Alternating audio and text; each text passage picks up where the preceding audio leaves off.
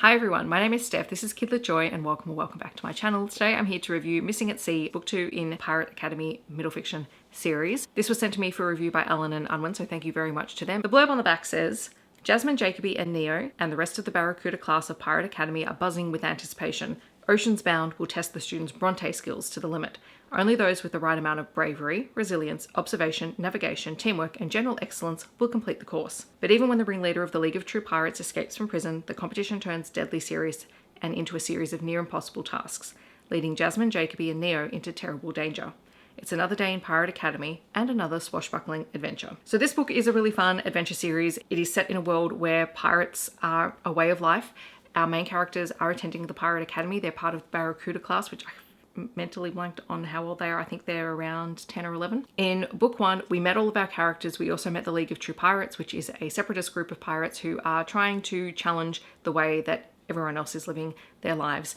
And they've all been impacted by this, Jasmine in particular, because her parents have gone missing. At the start of this book, everyone's getting ready for Oceans Bound, which is the first time that the Barracuda class will be sailing on their own and completing a series of challenges. Prior to this, if they've gone sailing, they've always had an adult with them. And so they're really excited. Jacoby in particular is determined that he's going to be one of the captains of one of the vessels, and then is really disappointed when he's not chosen as a captain, and then has to deal with some feelings of jealousy when Jasmine, who is one of his best friends, is chosen as the captain.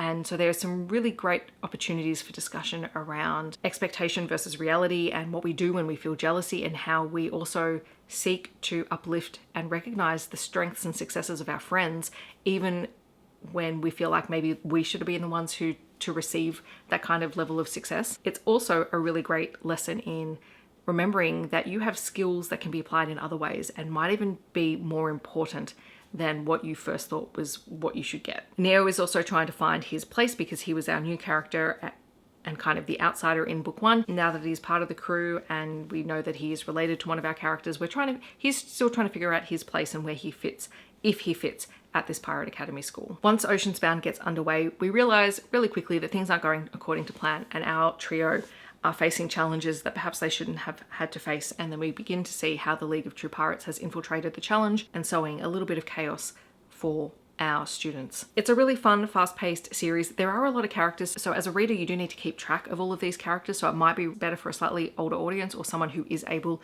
to keep track of those characters, because even though we have a set of main characters, we do get the point of view of a lot of side characters intermittently through the story. We also have characters who are dealing with the betrayal of friends and family and loved ones, and how they cope with that, because that in itself is quite a confronting thing. It's about knowing what you believe, standing up for what you believe, and holding your ground where you need to. In this challenge, some of our characters get hurt. They're injured, or one of them suffers a spider bite, so be mindful of that if you are not a fan of spiders, or if you have a child who is not a fan of spiders. That does feature in this book. But otherwise, it's a really fun, easy to read adventure story, perfect for its age category. Each book does leave off at a spot where you know there's going to be another story, so you are left ready for that next story. It's also not a cliffhanger ending, so you don't feel that sort of sense of disappointment that you don't get a resolution to the story in the book, which is always fantastic. Thank you again to Ellen and Unwin for the review copy. I really appreciate you sending it to me, and I will leave more information about the books down below, so if you want to find out more information, follow the links so that you can read up on it yourself. In the comments, I'd love to know, have you read the Pirate Academy,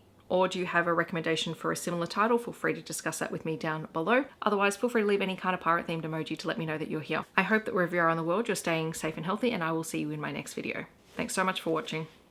Bye everyone.